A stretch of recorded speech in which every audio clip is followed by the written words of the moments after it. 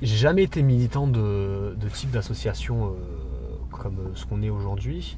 Plus jeune, j'ai entraîné des gamins. Donc je devais avoir 17 ans, il devait avoir 10 ans ou 11 ans. C'est la seule fois où j'ai fait quelque chose d'associatif avant mon engagement dans Eco Charlie, quoi.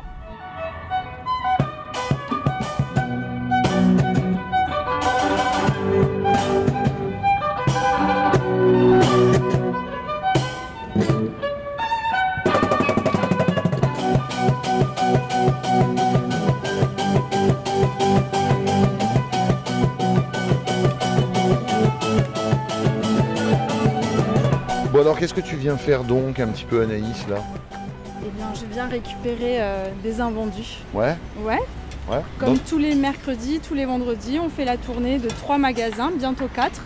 Et on récupère tout ce qu'ils jettent à la poubelle. Les bénéficiaires, ils repartent avec leur panier. Et ensuite, il y a l'association Un Geste pour Tous qui vient chercher le reste. Pourquoi Eco Charlie? Alors, Eco, parce que l'association elle a vocation l'éco-citoyenneté, l'éco-responsabilité sur la consommation, avoir une consommation qui est responsable.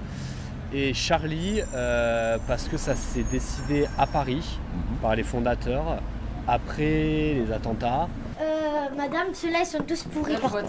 T'es sûr? Ouais. Les jette pas, mets-les quand même de côté, on va trouver un lapin ou pas.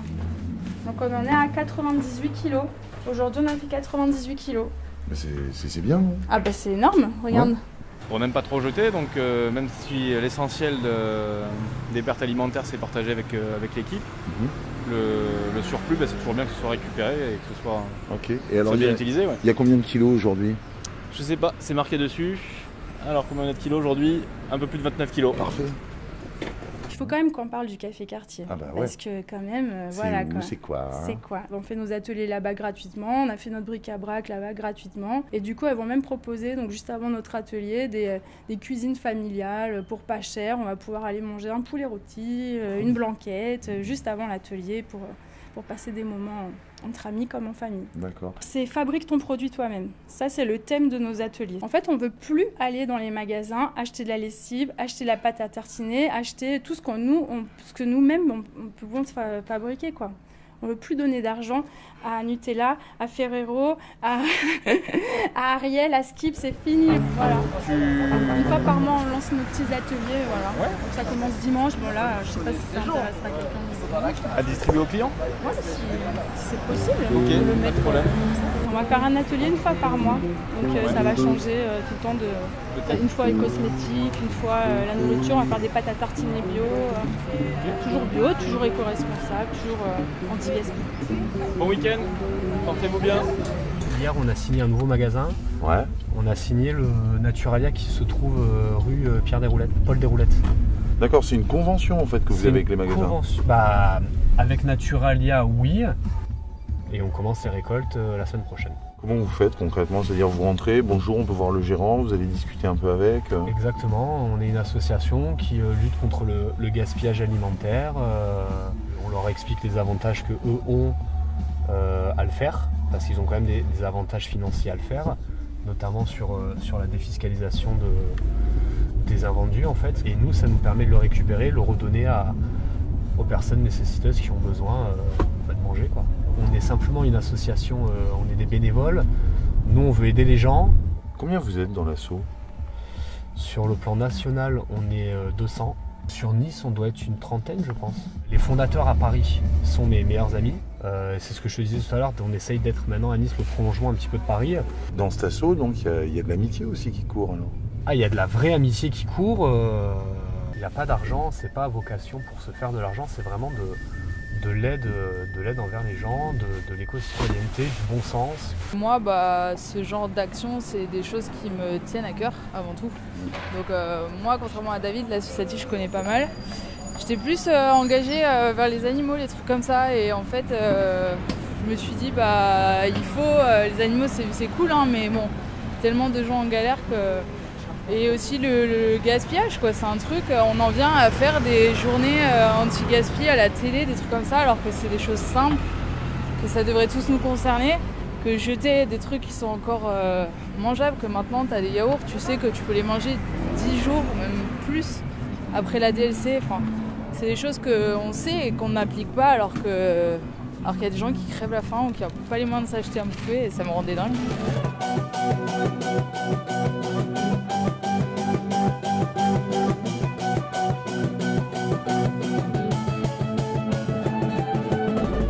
On appelle les magasins dans la journée pour déjà confirmer la récolte avec eux, leur dire qu'on vient bien et on essaie de savoir, de déterminer à peu près ce qu'il va y avoir ou pas sur la récolte pour qu'on puisse s'organiser. Prévoir le nombre de véhicules. Voilà, le nombre de gens, le nombre de véhicules, en sachant que de toute façon, on est amené à moyen terme à ne plus utiliser de véhicules pour faire les récoltes.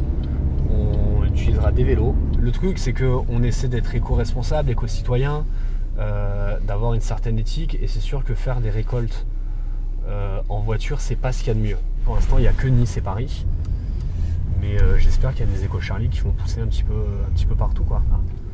On veut mobiliser des gens, comme je disais tout à l'heure, qui forcément ne se connaissent peut-être pas au départ et de par les récoltes vont tisser des liens, ils vont apprendre à se connaître et ça mixe les milieux sociaux, ça mixe pas mal de choses.